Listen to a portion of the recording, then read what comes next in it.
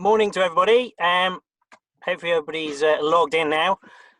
Welcome. I'm Simon Helmer. I'm the Energy Advisor at the Chamber of Commerce here.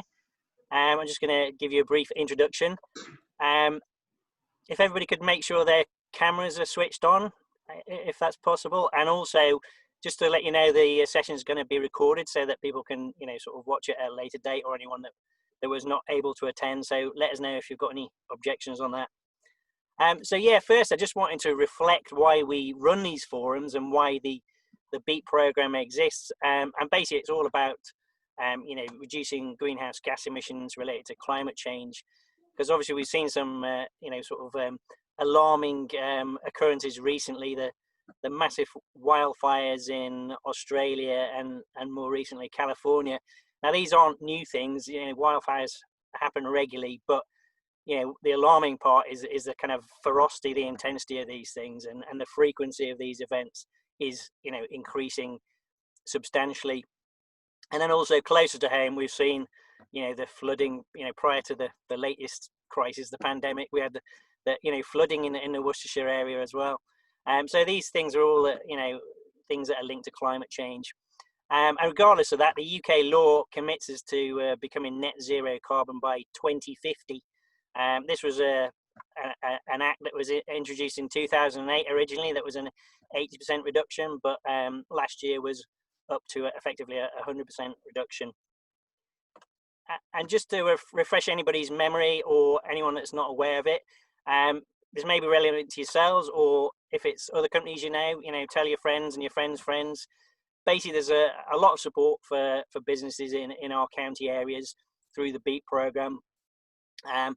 And it's basically two aspects to it. One is providing an independent resource efficiency assessment. So someone like myself will come out to the site and actually, look for savings opportunities. So things that will save carbon emissions, but also money, and then quantify the cost versus the benefit, if you like. And that's free of charge to the business. And then the next step is basically there's grant funding available to implement some of those savings opportunities. So we're talking about between 2 and 20k and up to 40% of project costs. Now, we're desperate to get money into businesses in our counties. So we'll be, flexible, and, essentially if we can put a carbon saving figure to an opportunity, then, potentially a grant can be available. So you've got your traditional kind of energy efficiency type stuff that you might be familiar with, of, replacing lights, or putting a new, more efficient boiler in, or getting an updated compressor, something like that. But also, we get into water efficiency, and things like updating production equipment. So you're not doing it necessarily to save energy, but saving energy might be a spin-off benefit. So if you've got a piece of production equipment that's 20, 30 years old, a new piece of kit is often, a lot more energy efficient. Could be half the energy used per piece. So again, if we can put a number on it, we can help you to get a grant. And if it's something that's maybe reducing raw material use, or switching from a sort of higher carbon material to a lower carbon material, it can be the savings in the supply chain rather than the direct carbon savings at your business. And there's obviously with a lot of these things, there's some eligibility criteria. And I must mention here, it's obviously EU badged. But as the UK has always been a net contributor to the EU budget, it's always been UK taxpayers' money anyway. And obviously now we've actually left the EU. The Treasury's committed to funding this project out to the 2022 that it was originally planned for. So we should still be around for another couple of years. But essentially, if you're a business in Worcestershire, Herefordshire, Shropshire, and Telford, you're an SME, so basically less than 250 employees, not owned by a much bigger company, and you're spending at least £2,000 a year on energy, then potentially you could, can benefit from this. Typical businesses, if you're a manufacturer, engineering, maybe a distribution company, or a kind of office-based, business-to-business type commercial company, then chances are you'll be eligible. There's a few sectors there that have listed that are not eligible. The main one is agriculture. So just bear that in mind. And then there's a couple of other programs that support slightly different things. These both support low carbon energy generation.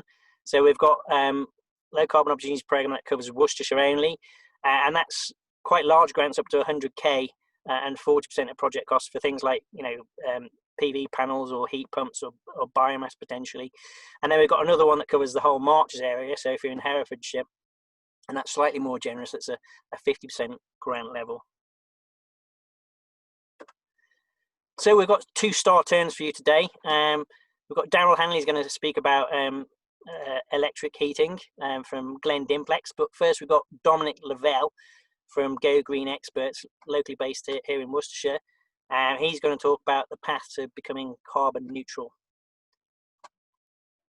Oh yeah, sorry, just to mention briefly, if you've got any questions, there will be time at the end for them, but if you want to post them as we go along through the chat function, then Dominic and Daryl can take them as they wish, sort of during the presentation if it's relevant, or maybe sort of leave it to the end.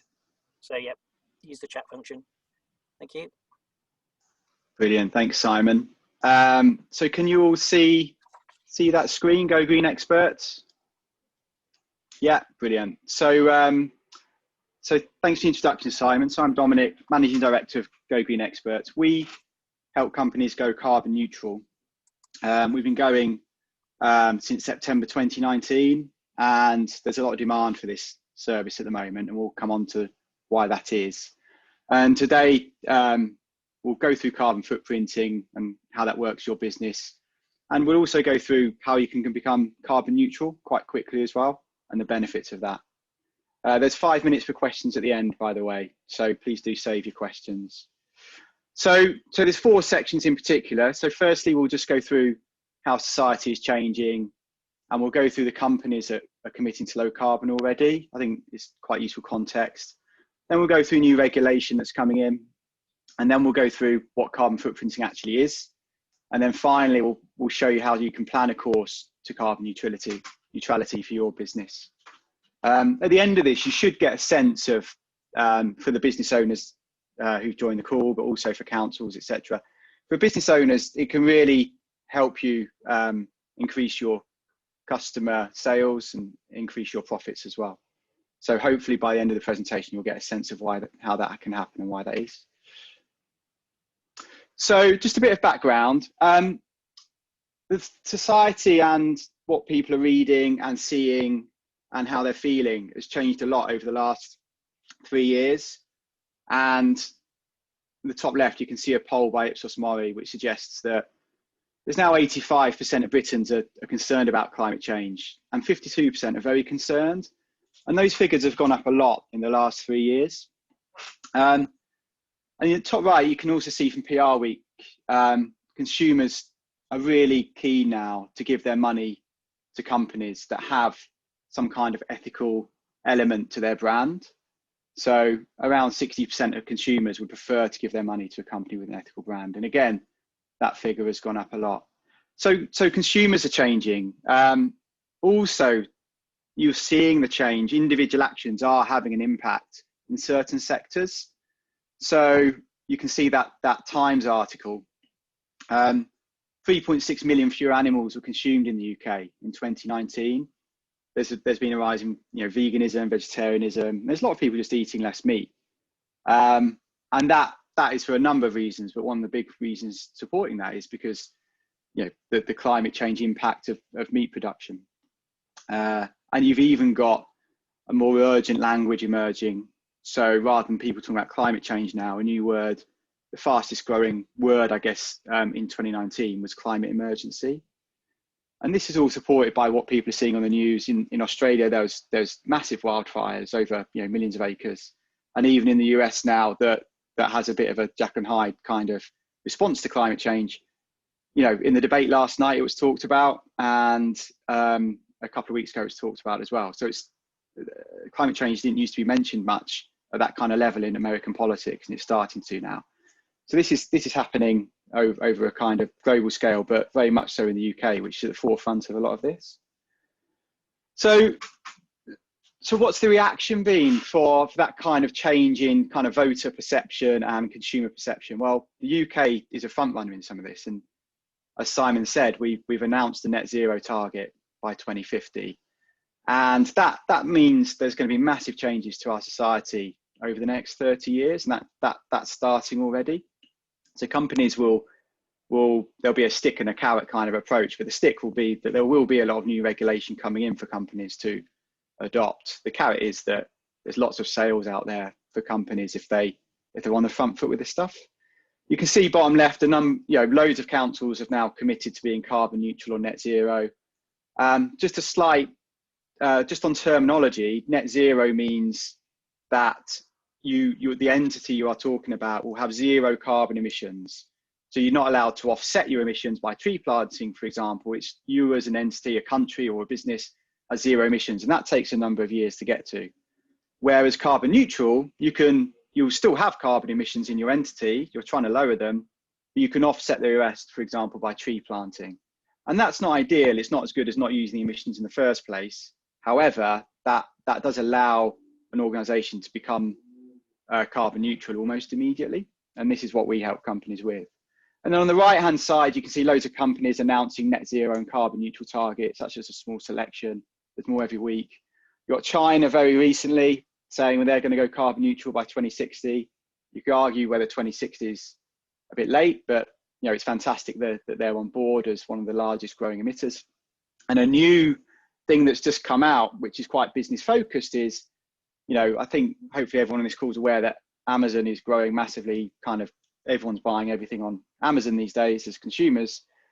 They've just announced a climate pledge badge that will go on to all their shopping. So if you want to sell anything on Amazon and you have some kind of certification that you're carbon neutral or similar, then you'll be able to apply for a climate pledge badge from Amazon. So all your goods actually stand out, and that will make a massive difference to conversion rates on Amazon. So if you're selling on Amazon or you sell to companies that sell on Amazon, then from now on, really, you're going to need to be thinking about your carbon footprint and your certifications, given how competitive it is in that marketplace.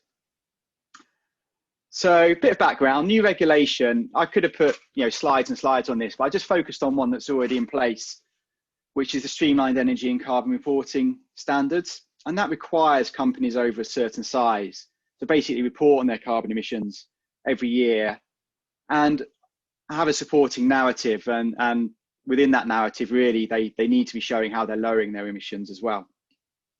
Now, these are SME-sized businesses and upwards. So if you as an organisation have one of these two characteristics of 36 million annual turnover, 18 million balance sheet, or 250 employees, this is now something you need to comply with. And that's fairly large businesses, but it's within the SME bracket. So again, even if you don't fit into that bracket yourself, but you supply to larger SMEs as a B2B business, they're going to want to know what your carbon footprint is, because your carbon footprint has an effect on their carbon footprint. So there's that chain effect through the supply chain. Other regulations coming in include, for example, new builds pretty soon are very likely to have heat pumps rather than gas boilers installed, which has a massive knock-on effect on the new build market. So what is carbon footprinting itself? Well, it's a simple concept, and it's basically an estimate of the greenhouse gases emitted by an individual, event, or organisation or a product. So I've underlined the word estimate because it's not an exact science. And the reason not an exact science is because measuring the exact molecule of every single carbon an entity is produced is impossible, because we don't have those measurement techniques. So it's always the best estimate we can take. And there's therefore a degree of pragmatism that's required when estimating a footprint to get to an answer that's, I always like the term, approximately right rather than exactly wrong. You can have spurious accuracy if you're not careful. So that's where judgment calls come in on what the carbon footprint, the closest to reality, actually is by deciding what to measure. It's expressed as a quantity called CO2 equivalent, carbon dioxide equivalent. And that's because there's more than one greenhouse gas. I've listed some of the main ones there. But 80% of the greenhouse gases globally are carbon dioxide, but methane, for example, is another big greenhouse gas. And the more of this we put into the atmosphere, the more the planet warms and the more unstable our weather becomes. So there's big impacts from putting this into the atmosphere. And carbon dioxide stays in the atmosphere for thousands of years. So the stuff we're putting in now will stay there a long time. So that's why there's such a scientific and kind of international pressure now to actually reduce them to zero as quickly as we can. Otherwise, if we don't reduce them to zero, that global warming will continue. So different gases have different greenhouse strengths. So methane, for example, has a much stronger effect than carbon dioxide in the short term when it's released on global warming, but then it disappears from the atmosphere quite quickly. So we take rough averages, conversion factors, to say actually your carbon footprint, taking into account all the gases you release, is X. And you can see for an average on the right hand side for a working age adult in the UK, the carbon dioxide equivalent is about 15 tonnes a year. And that equates to about 2 London buses. So we're talking about, that's a heavy amount of carbon dioxide we're putting into the atmosphere, and that's for all working age adults in the UK. So it's big numbers. And now, and for an individual, you can quite quickly get under 10 tonnes of carbon a year fairly easily. So, beyond that, you need infrastructure change, etc. So for individuals, it is, with some fairly small changes to your lifestyle, quite straightforward to lower that by about a third, and then it gets harder and harder. So we quote everything in carbon dioxide equivalent, which takes into account all the carbon gases. And then for your business, where is your carbon footprint actually coming from? So it's basically split into 3 sections. There's scope 1, scope 2, scope 3. And this isn't necessarily critical to your understanding of carbon footprinting, but it's the kind of language that's used. So scope 1 is basically the stuff you're directly in control of. So if you're producing any energy on site, if you're burning fuel, or if you have company vehicles, you're directly in control of those carbon emissions. So that's called scope 1. And then scope 2 is specifically around purchased energy. So energy you buy from an energy supplier, that's scope 2. And then scope 3, which is often where the largest part of your carbon footprint as an individual or as a business will be, is the stuff you're not directly in control of, but you use. So for example, travel. If you get on an aeroplane, you're not putting fuel into the aeroplane, you are still giving money to the airline company to go on a flight. So that's still something that you have some control over, and therefore that's in your scope 3, along with your procurement decisions as a business and your waste as a business as well. And as I say, scope 3 is generally the largest bit. So that's generally what the different bits that make up your footprint. But every company and every organization, their specific footprint is very different to each other. And that's why it's so important to measure your own carbon footprint to see what's the driver is behind it. But broadly, service companies have a very different footprint to manufacturers. So service companies, things like heat and light, travel, that can be a predominant part of their footprint. And then below the line, it's how their service is used, but what they aren't necessarily in directly control of. So if you're a travel agent, you're actually booking people onto lots of flights. That should be recorded in your carbon footprint report, even if you're not in direct control of it. It should be noted because you have an influence on that. Manufacturers can be very different. So obviously all of their supply chain, what's inputting into their product, the processes used to make that product, and then their output. Now, interestingly, things like how the quality of their output and how long it lasts can make a difference to your footprint. If you're producing something that lasts 30 years as a high quality product, then really your carbon footprint is embedded into that product over the next 30 years. And that's much better than producing something similar that only lasts 5 years, because then someone has to buy another version of it in 5 years' time. So again, underlying some of this is the quality of what a manufacturer will produce can make a big difference, as well as the rest of their process. So every company is different.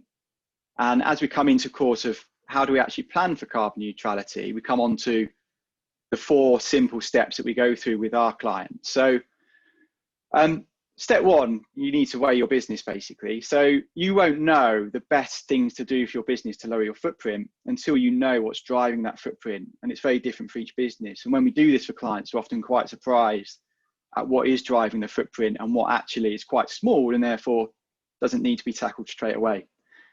We then help businesses analyse the results of that footprint, and we give them recommendations to put into a carbon reduction plan. And we recommend there's a 12-month plan in place with a kind of high-level view over the next 3 years of how they're going to reduce their carbon. And very simply, you execute your plan. So it's a bit like any kind of project you run as a business. These are 4, simple steps for making change happen more generally. Once you've done that and you've gone through those 4 steps, the process needs to be repeated. So you need to be measuring your footprint. We recommend at least annually to see how you're getting on. If you don't measure it, you don't know how you're doing.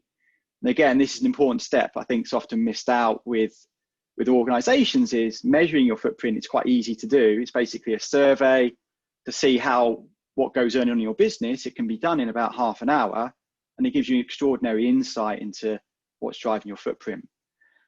Optionally, you can then, if you want to, and you can do this on day one, is offset the rest of your carbon emissions to go carbon neutral. So once you've got your footprint, you know your emissions, there's fantastic schemes in the UK in terms of forest management and tree planting that suck carbon out of the atmosphere and will lower your emissions.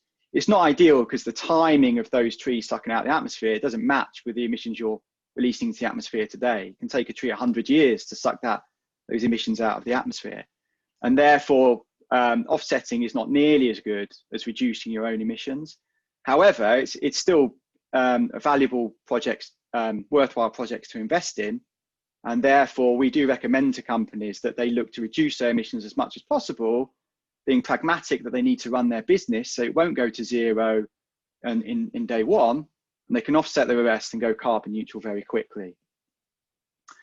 So very simple ways to weigh less. So we always recommend, look, first quick and easy thing to do for a lot of businesses, just switch to a green energy tariff. A lot of carbon emissions are from gas and electricity production, coal power stations, etc. Switching to a green energy tariff can drastically reduce your emissions. It takes about 10 minutes to do, and it'll probably save you money at the same time. And there's some very high quality, proper green companies that are green from the ground up, where you know that giving your money to them is having an impact on lowering emissions over a period of time. Another quick and easy thing you can do is divest. So actually, if you look at your wider emissions as an organisation or an individual, what you're investing in and who you're giving your money to actually has a large impact on your wider footprint. And it's quite easy to switch your investments, your director pensions, for example, into green investments. And again, that doesn't impact your business. So the first 2 things have no impact on the day-to-day running of your business and are quite quick and easy to do. We then come into more complicated things. I think the presentation next will come into number 3 and some answers around that. And then you go into things like usage, flying less, driving less, etc. Number 7, we've got flexible working. I originally wrote this slide before the pandemic. Now that most people or many people are working from home, we've got a lot more use of flexible working. And a lot of the things we're doing there, like today doing this online meeting, we're not traveling, that actually has a big impact on lowering the footprint, for example, of the session we're in today. You can expand that through your business over time and take the credit for lowering your footprint by allowing your employees to work flexibly. So I've got a couple of minutes left, and I wanted to finish on this slide. The benefits of carbon neutral certification. Well, there's been such a change in society, whether you're a B2B business or a B2C business, it's going to allow you to get more customers by showing that you've got a carbon neutral accreditation. That will allow you to get more revenue.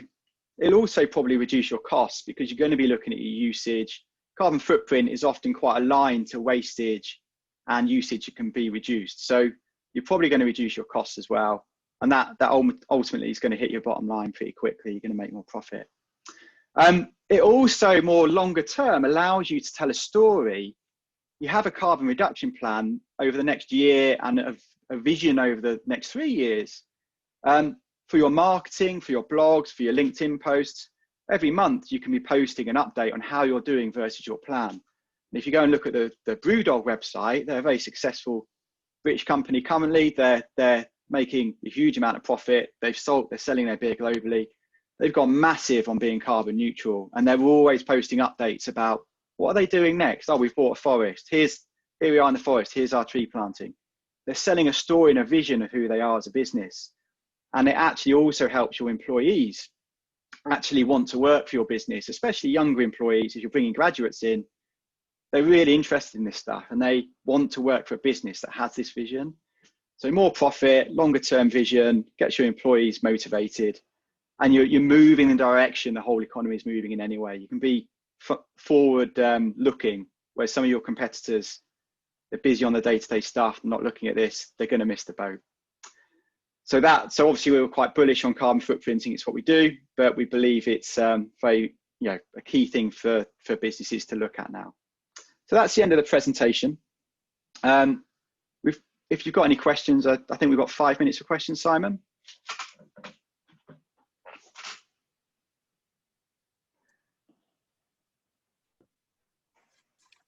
Have you got any questions?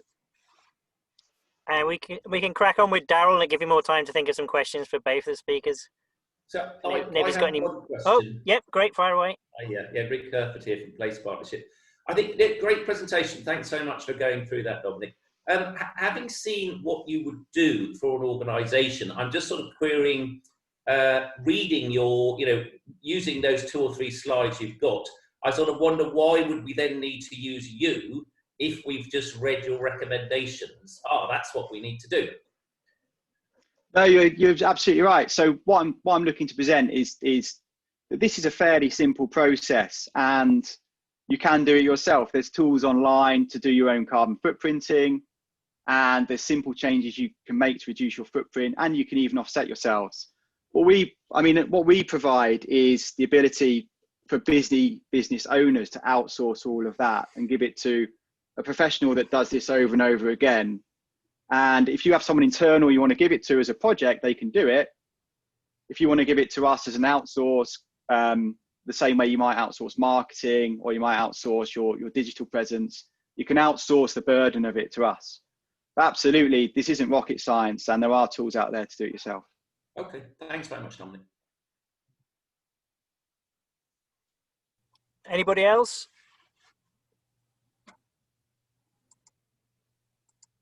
All right, we'll post them in the chat if you think of any more questions, and we'll pick them up at the end. So let's hand over to Daryl.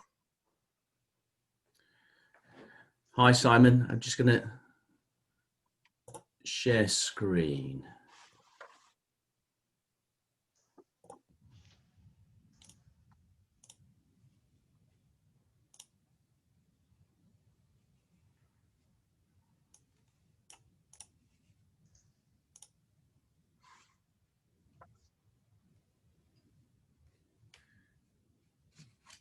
Okay, can you see that okay, Simon? Okay, morning. My name's Daryl Handley. I work for Glendinplex Group. My role is business development. I've worked for the company for about 15 years. I'm going to give you a brief overview of who we are, what we do, a little bit of an overview of the market and the conditions out there, refer to some up-to-date legislation. We have to talk about carbon when we talk about electric heating, and more importantly, efficiency in use and controls.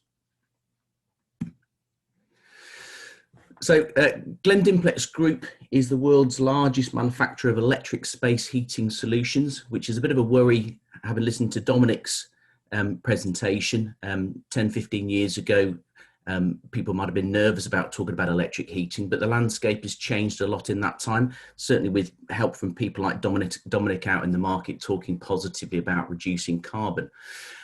The business is very entrenched in electric. There are 3 main business units: Thermal Solutions, which looks after the chiller, refrigeration and heat pump businesses globally. Glendinplex Home Appliances, so you'll recognise brands from across the UK, including stoves and Belling cookers, Morphy Richards, Leck fridges and Roberts Radio. And the part of the business I work for, which is Glendinplex Heating and Ventilation, which incorporates the brands Dimplex, Creda, Expelair and Redring. So we're quite a broad business. It's a privately owned business that employs some 8,000 people globally, and turns over about €2 billion. So we're very heavily invested in all of those product areas and all of those markets.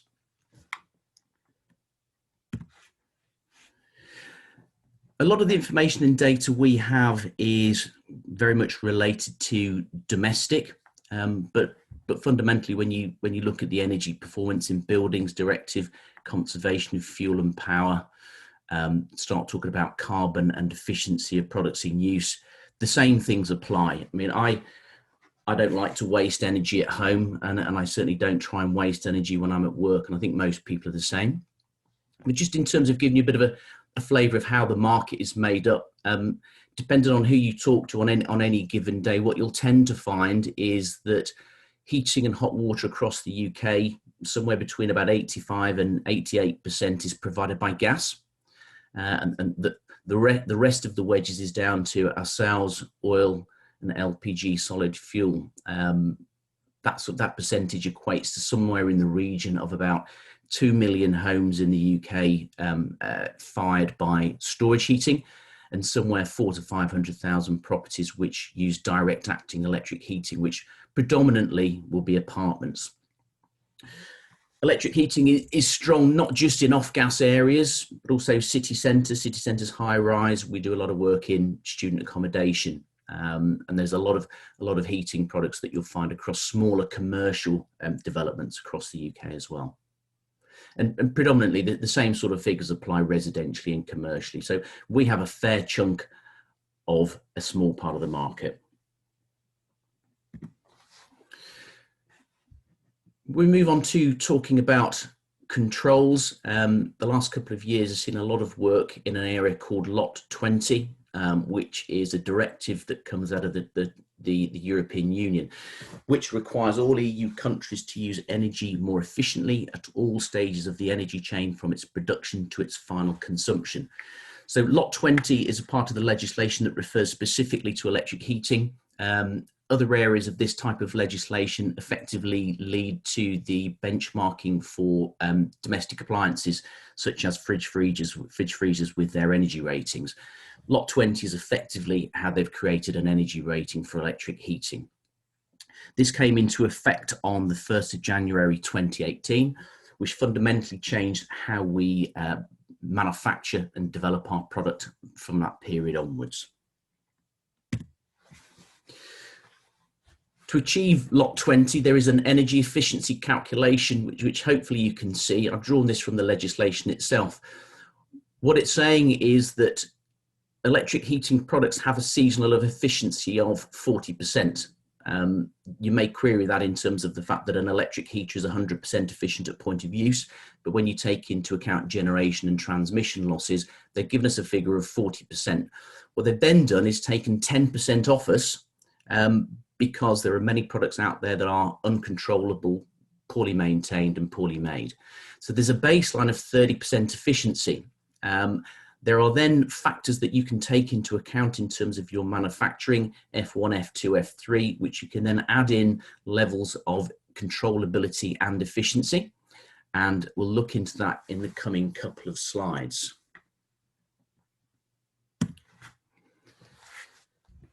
It's a bit of a blockbuster, really, if you remember. You can choose any option from the bottom and any option you like from the top level. What this slide is effectively telling you, and if I refer to the column under fixed, you'll see a variety of numbers from 0 to 7. What this effectively is telling us, anything with 0, 1 and 3, that product can no longer be made. You cannot achieve the level of efficiency that the EU directive has set out. So that pretty much does not allow manufacturers such as Glendinplex to make an electric heater that has no control, or has a mechanical thermostat only, or has an electronic thermostat only. Now, we've manufactured a variety of these types of products over the years, and we've also been able to incorporate areas such as 7-day control, but the legislation forces you and pushes you to build these technologies into the heating. What you find is that the baseline of 30% from a Glendinplex perspective is supplemented by 7% by allowing all of our products to have an electronic room temperature thermostat plus a week timer. A week timer is far more effective than a 24-hour timer because it allows you to program days of the week differently. So Glendimplex as a group across its fixed installed electric heating chooses the 7%. So that gets us to 37%, but still doesn't allow us to achieve the efficiency requirements of the Lot 20 directive. That comes in the next package of options. Again, if we refer to the column for fixed, there are 6 areas that you could gain some benefit. But only 3 that provide a percentage increase. So we'll refer to those. So effectively, we can gain a benefit for a technology called adaptive start, distance control, or window detection. And we'll come on to that into a little bit more detail on the next slide. There are also other areas that are considered useful, which is room temperature with presence detection, and working time limitation, which is effectively some form of timed run back control over a product. Black bulb sensor, I think, refers something to do with radiant heating, but that's not what we're going to look at today. So where Glendimplex is that we deliver all of our electric space heating products with a electronic thermostat and 7-day time control. We also add in open window sensing, which is integrated into the software, which effectively is if the product catches a drop in temperature or a draft from an open door or an open window, it should switch itself off, and thereby saving energy by not allowing heat to escape from the room. Adaptive start control, again, this is a software function which is built into all of our heaters. Adaptive start gives you a target time and target temperature for start. Now, my perception is this is a useful piece of technology from a commercial perspective. I pretty much estimate my my heating warm-up period of time to be somewhere sort of 30 to 45 minutes before I want to get up in the morning. And some days it's still cold when I get up, and some days it's really warm. But I've put in a factor that I think is perhaps suitable. Adaptive start allows you to set a target temperature for a target time. So if your office hours are 8 to 5:30 and you'd like your office to be at 21 degrees at 8 a.m. in the morning, the heater can work out the preheat if required. And it does it with an algorithm that measures the volume of the room and how long it takes to heat that room. So there is some impact on that in terms of the ambient temperature, but it isn't a weather compensation. Those 2 areas, adaptive start and open window, are built into the heaters. It's a function that is automated and that the user would probably find extremely difficult to actually manage on a day-by-day, minute-by-minute basis. So by automating those functions, there is an element of control and efficiency built into the units. And this might be, even if you put a small figure like 0.5% or 1% in terms of energy efficiency savings, the EU looks at this across the whole of the continent. So 1% energy saving on electric heating consumption across Europe is an extremely large figure. So that's really where they're looking. The other area where efficiency gains can be gained in terms of the legislation is distance control. Effectively, this means you can control the product by use of an app. We've sort of brought our product into the market from the start of this year. I would say that it's primarily a domestic product, but from previous experience, dependent on size of building and locations, these products tend to be practical in smaller commercial environments.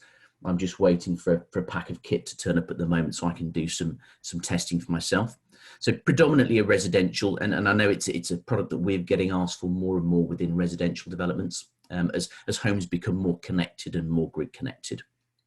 So those are the main areas in terms of compliance with existing legislation. So pretty much any product that you buy out there, it could be a fixed heater, a storage heater, or some portable appliances, will comply to this legislation.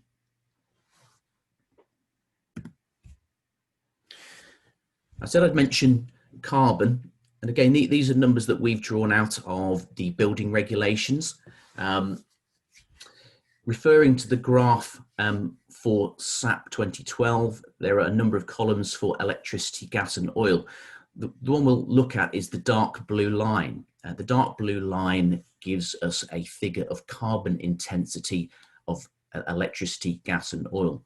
So in terms of building regulations calculations from 2012, all new builds would have been had these factors applied, which shows that electricity is heavily penalised, certainly against gas and against oil as well.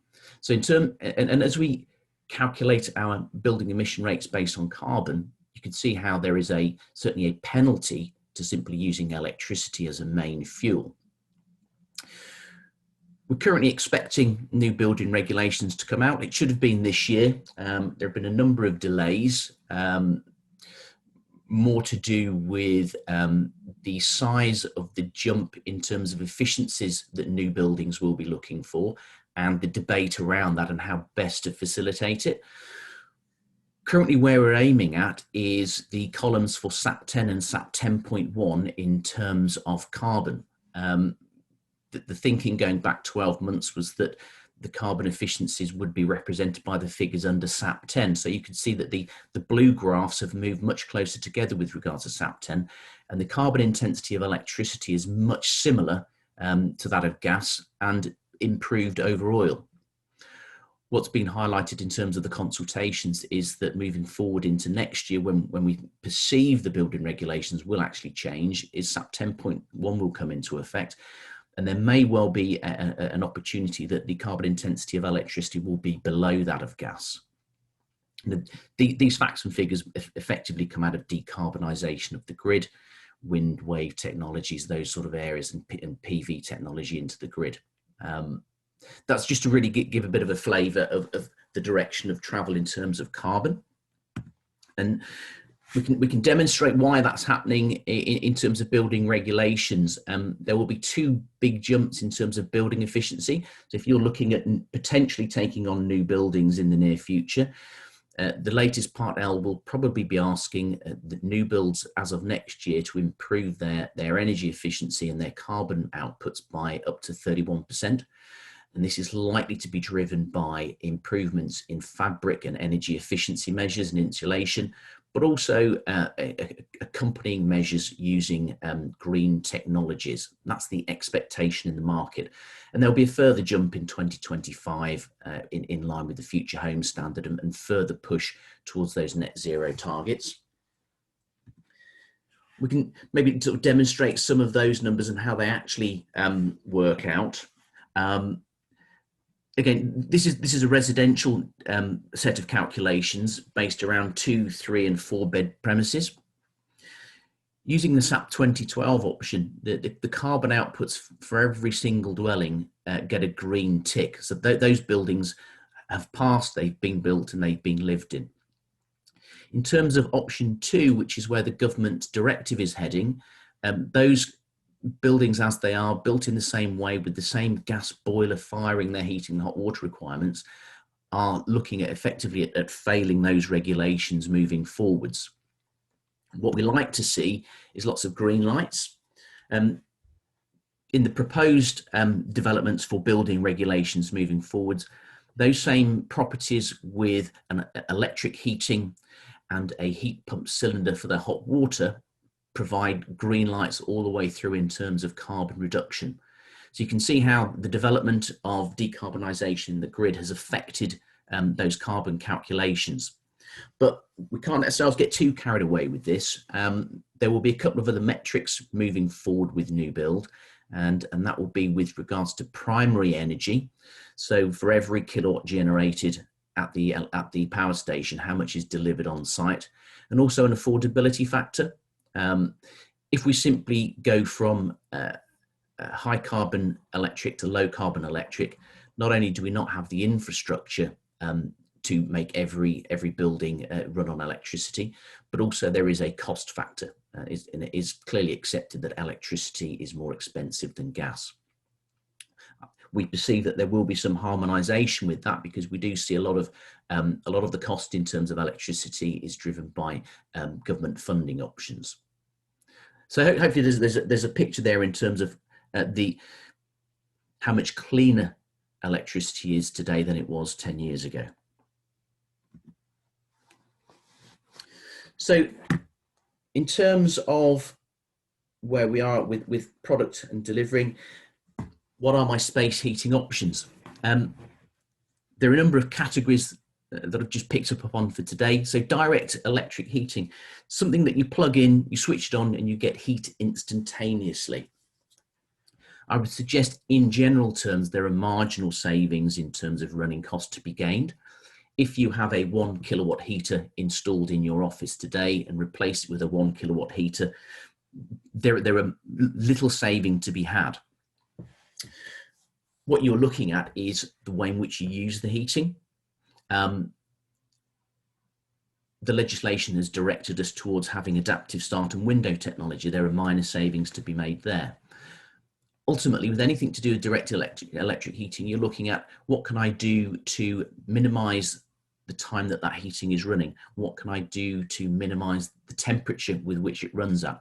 And how in some instances can I limit access to the product? Take, for example, if you wanted to try and heat a warehouse area electrically, we wouldn't necessarily recommend that. It's very much about choosing the right product for the right installation, designing and sizing it correctly, but also using it correctly. So heating a warehouse electrically perhaps isn't a particularly efficient way of doing things, but we do see a lot of spot heating, such as infrared heating for workstations. Swapping a 3 kilowatt infrared for a brand new 3 kilowatt infrared heater isn't going to save you a lot of money. But if you have a product like that in situ, is it possible to use a movement detector as part of the switching technology so that the heating only works when there's somebody at the workstation? Is it possible to add in some form of a run back switch device? So again, somebody has to be in the work position to activate it. Is it possible to apply some sort of timed control so that heating only works during the hours of use? There's nothing worse than coming in on a Monday morning, switching the heating on and leaving it running till Friday afternoon when you've finished. So the same sort of principle would apply in main electric heating across office space. Is how can I limit time and temperature? Have I got timed control over the unit? Dimplex products allow you to set time and temperature and pin lock the controls, for example. If you had intermittently used office space, you could use an electric heater with a run back facility that's built in. This allows you to set at the touch of a button a run time from 30 minutes to 8 hours with limitations in terms of the temperature. So that space can be used specifically using run back. Marginal savings, but as long as the product is sized and designed correctly and you have the right types of controls, there are always savings to be made. What we do find a lot of is systems just simply not used. So hopefully what you're able to deliver with a system such as this is thermal comfort across the space, but you're also helping to protect the fabric of the building. So we would always recommend using a system to its full. The second category, definitely worthy of notice, storage heating. So Dimplex will be renowned for manufacturing storage heaters. Under the Lot 20 guidance, it's no longer possible for a manufacturer to supply a static discharge storage heater. So this would be the traditional charge it up overnight and let it discharge the next day. There is a limited amount of insulation in that product and there is no controllability. So the Lot 20 legislation has driven us towards building and designing and supplying better product. The basic storage heaters that you would buy today from Dimplex, for example, would be an XLE or a Creda TSRE. This product provides improved insulation, so it keeps more heat in, but it also allows time and temperature control as per the legislation. And the temperature control is an electronic thermostat, and the time control is the on and off periods over fanned heat extraction. So you could run your fan from 7 till 9 in the morning, or 5 till 10 at night, or from 8 AM in the morning till 5 o'clock in the afternoon. More appropriate to the running and usage hours of a commercial premises. The highest performing product in that category is called high heat retention storage. The class leader in this area is called the Dimplex Quantum. In testing against standard static discharge storage heaters, this product could deliver up to a 22% energy consumption saving and up to 27% running cost reduction over the standard old type storage heating product. It does this by the use of clever controls, clever algorithms, but primarily a vastly improved level of insulation.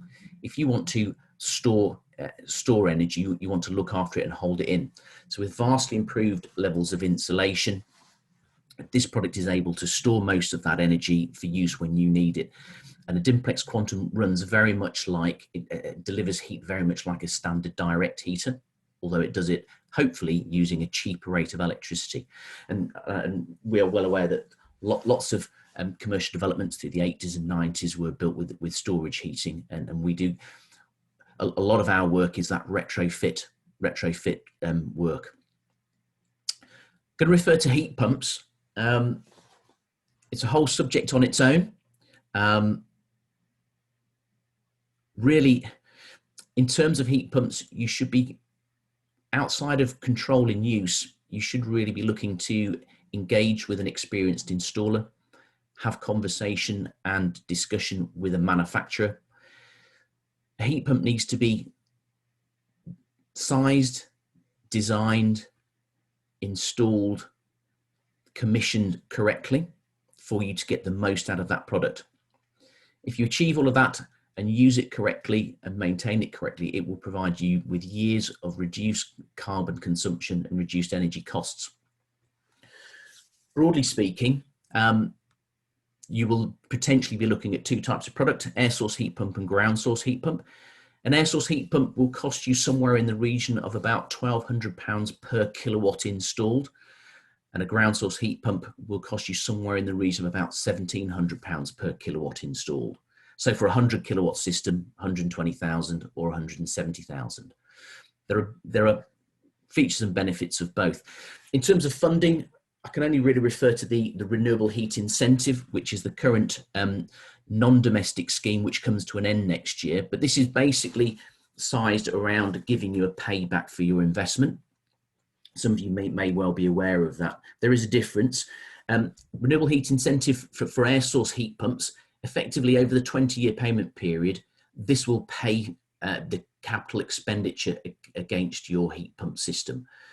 So it'll pay you back in terms of your capex, and that aligned with the savings in running cost for the heat pump against gas will pay for the air source heat pump system. So there isn't any profit to be made, but you are delivering lower carbon heat.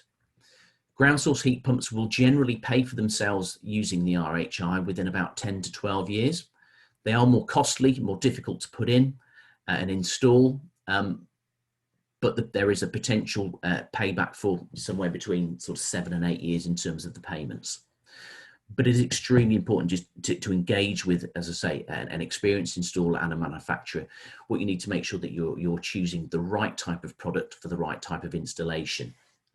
Simply cutting out a 100 kilowatt gas boiler and changing it for a 100 kilowatt air source heat pump is completely inappropriate. Engage with experienced people such as Dimplex and your preferred installers.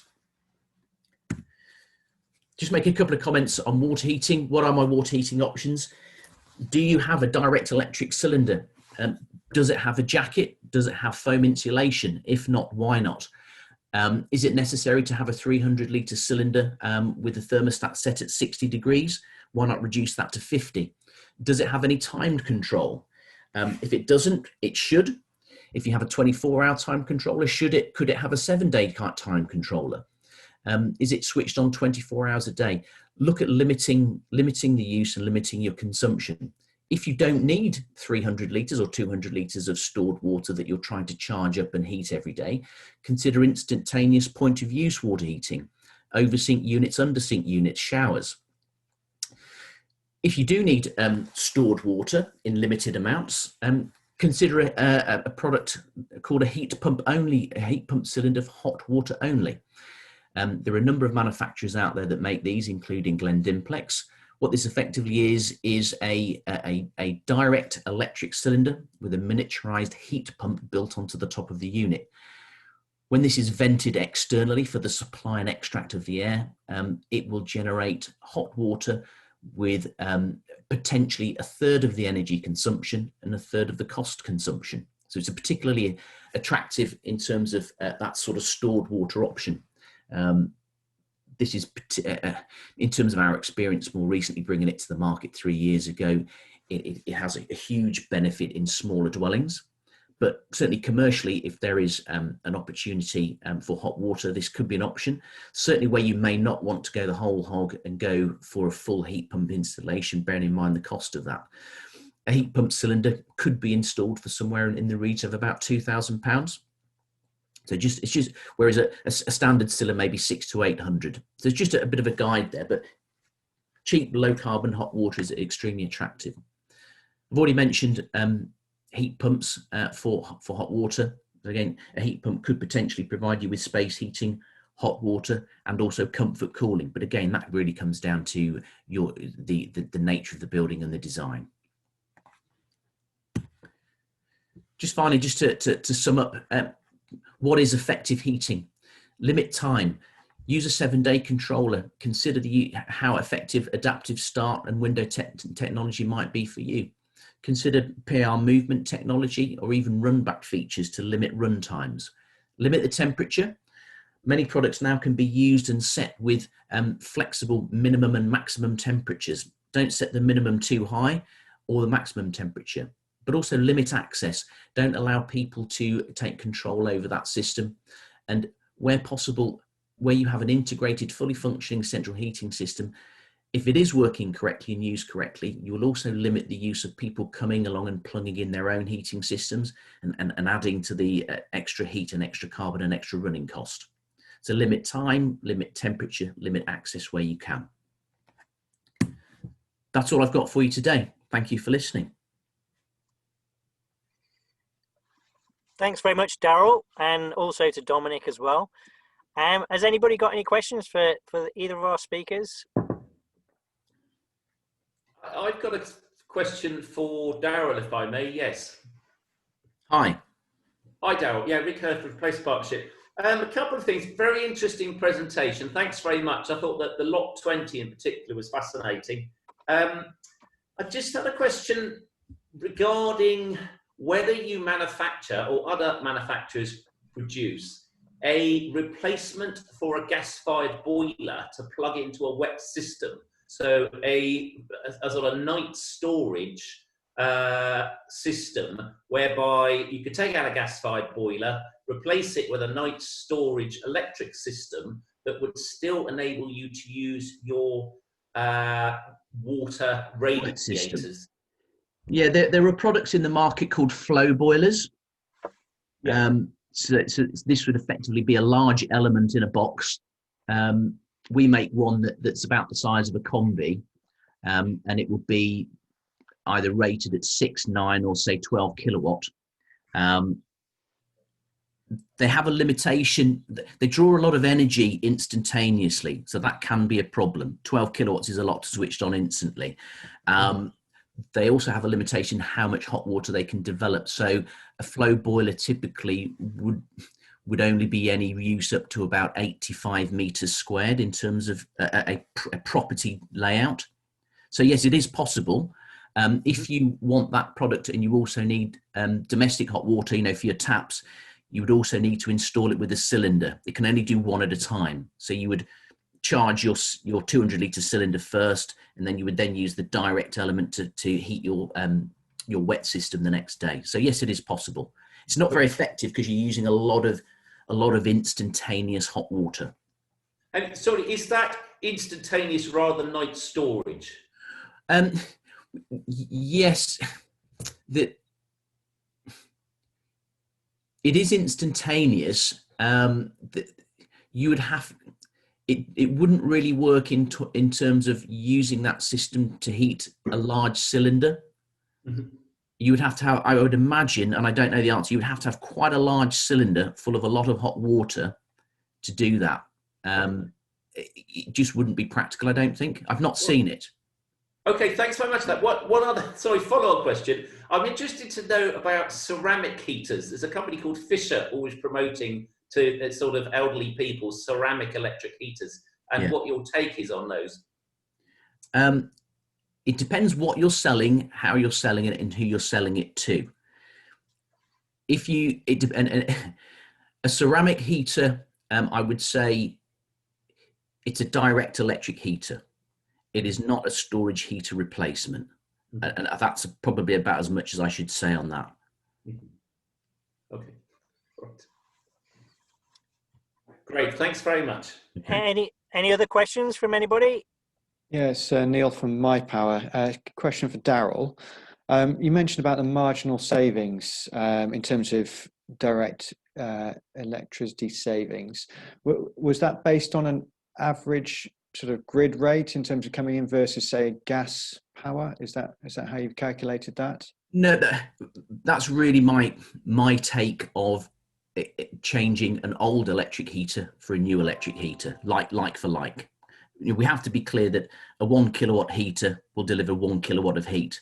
It's then down to how you use it and how you control it. That's really where any energy saving can be gained, but it's extremely difficult to put a figure on it.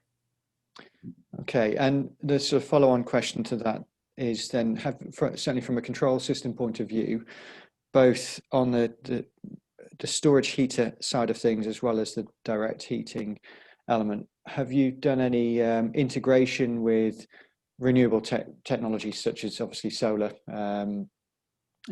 installations, so that you are maximizing the use of local renewable energy, or in fact using the storage heating system to store that energy rather than sell it out to the grid? With regard to electric space heating, whether that be direct or storage heating, you can't plug a PV energy directly into those systems. It doesn't work. You have problems with electronics, and you have problems with the variability of supply. Where I've seen that working is that PV energy is great to put into hot water. It's also the ideal scenario is, as we look forward, is to put it into a battery and allow the battery then to facilitate consumption across the premises. That's by far the most productive way of doing it. Yeah, we're starting to see, not that we do residential, but we're seeing residential products where they're utilising it in terms of the water heating side of things, and that will come on the commercial side. Oh, definitely. Yeah. So, I mean, if take for example your hot water only heat pump. If you're going to use that in the day to heat your hot water, and you can direct energy into it, you could potentially have free hot water. But these systems have to be utilised correctly and used correctly to maximise them. So in terms of the way in which building regulations are taking developments, is that you will see much more mixes of technology. Yeah, and I think that came through from your presentation was around control systems and setting up of those control systems as well, so that you're flowing at the right time and switching on, switching off. And it's the same with we're seeing with solar as well, to maximise the use of the energy. Yeah, and it's the same with any system.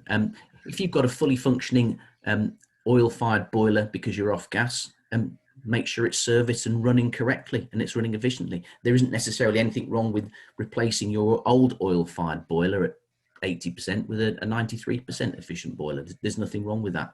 And if you've got a wet system in place already, then there's a lot of work then to take all of that out and replace it with a heat pump or replace it with storage heating. But there's a lot of work to be done in those areas, and we would always look at fabric first anyway. And I think that again that applies commercially. If you don't try and heat a space that doesn't have any insulation, use the right type of product in the right area. Oh, thank you. One question, Daryl, just Julie Gallagher from SMS. Just a quick one. Reference, you said you can turn the temperature control down to 50. If you did that, what would that affect? Wouldn't that affect the Legionnaires, potentially? Yes, but you should have that as part of your strategy for maybe a once a week blast up to 60 degrees. But most modern cylinders have that type of control built in. I know ours do anyway. Yeah. Thank you. I think Right. it comes down to if you've got a 300 litre cylinder at 60 degrees, you can get the best part of 450 litres out of it at the tap at 40 degrees.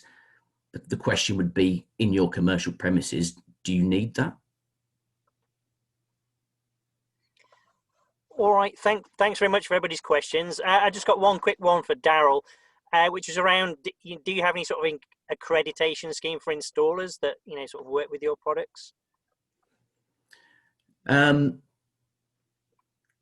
For heat pumps, yes, we would accredit somebody, but in general, Right. no. I mean, our products are so widely available and so widely installed.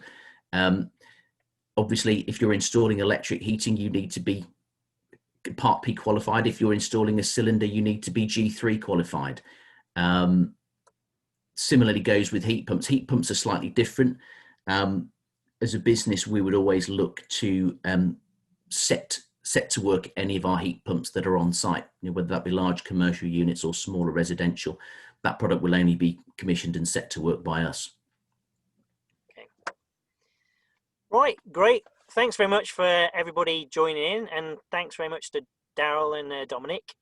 So if there's no more questions, then I think we'll bring it to a close, and thanks very much again for attending. Thank you. Thank you. Thank you. Bye-bye. Bye.